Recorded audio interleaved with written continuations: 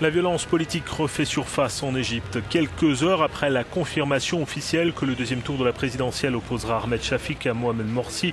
Le QG du premier a été incendié. Pour les Égyptiens, le choix désormais se résume à un fouloul, c'est-à-dire un homme de l'ancien régime, à un islamiste. Tout ça pour ça. 18 jours de manifestations sur la place Tahrir, de mobilisation, 864 morts, près de 7000 blessés pour une cause, la fin du régime Moubarak et l'avènement de la démocratie. Les milliers d'Égyptiens qui ont tenu le siège des jours durant sur cette place symbolique ne voulaient que ça. Alors aujourd'hui, face à ce choix, certains Égyptiens expriment leur désarroi. Tous ces gens qui sont revenus sur la place Tahrir et moi-même, nous ne sommes pas affiliés à aucun parti. Nous devons donner une bonne image de notre pays. On n'a pas besoin que les vestiges du passé réapparaissent dans le paysage politique. La justice égyptienne doit se prononcer le 11 juin sur une loi empêchant les piliers de l'ère Moubarak de se présenter aux élections.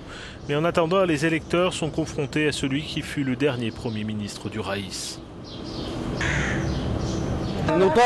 Nous voulons que soit adoptée la loi empêchant les anciens du régime Moubarak de briguer la présidence. Ahmed Shafik n'a été à la tête du gouvernement que pendant 3 mois, de janvier 2011 à la chute du régime.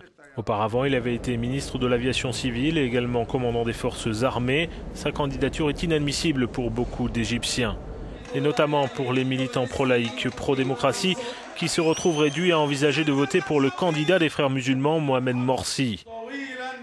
Un candidat qui va à l'encontre de leurs valeurs, mais seul recours pour éviter le retour du régime Honi contre lequel ils se sont battus.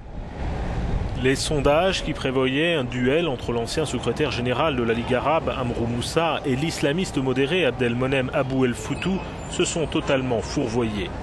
Plus que jamais, les Égyptiens ont le sentiment qu'on leur a volé leur révolution. Certains ne comptent pas en rester là.